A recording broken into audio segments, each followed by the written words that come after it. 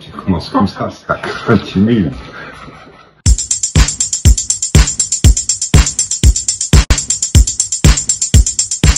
L'inspiration, c'est pas le mot c'est l'envie. C'est ce qui arrive quand tu ouvres ton ordinateur, tu te mets sur une page blanche et tu commences à écrire. À partir de ce moment-là, tu vas écrire une page, 2 pages, ton histoire elle va commencer. Ce qui est étrange, c'est que ces personnages ils vont aussi nourrir ton histoire par une storyline.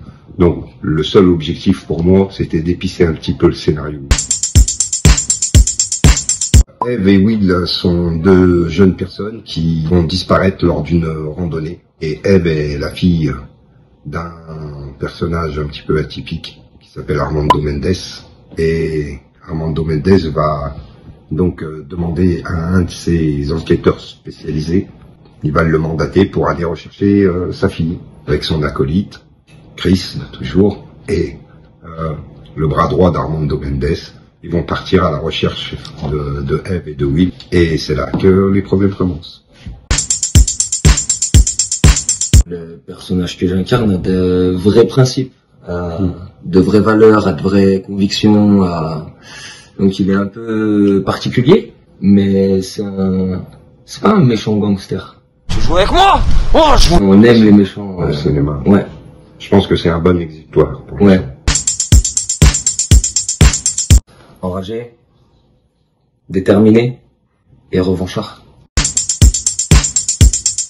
La première des choses, c'était l'alchimie entre les acteurs. Chacun a une personnalité et donc un physique spécial. Mais la première chose qu'on recherche chez un acteur, c'est l'intelligence de jeu, c'est-à-dire la compréhension du rôle, la compréhension du texte. Ça, c'est le plus important. Après, le reste, ça se fait sur le plateau. Alors c'est mon cher et ancien collaborateur, Harris.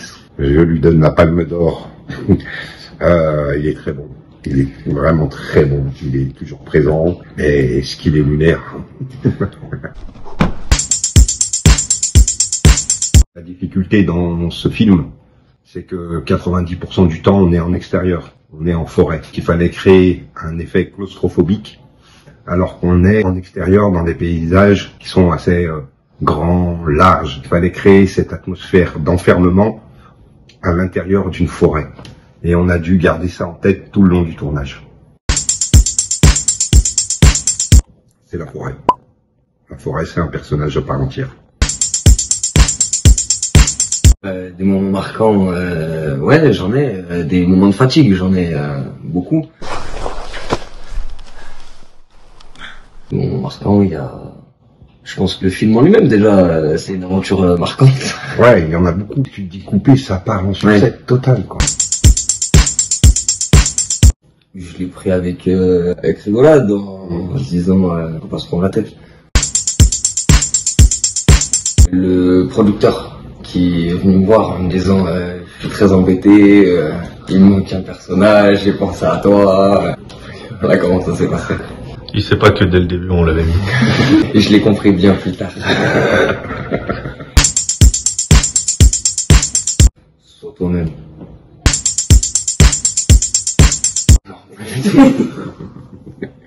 Oui, il a fait de la muscu. Ouais. Je suis allé 6 mois à la salle de sport.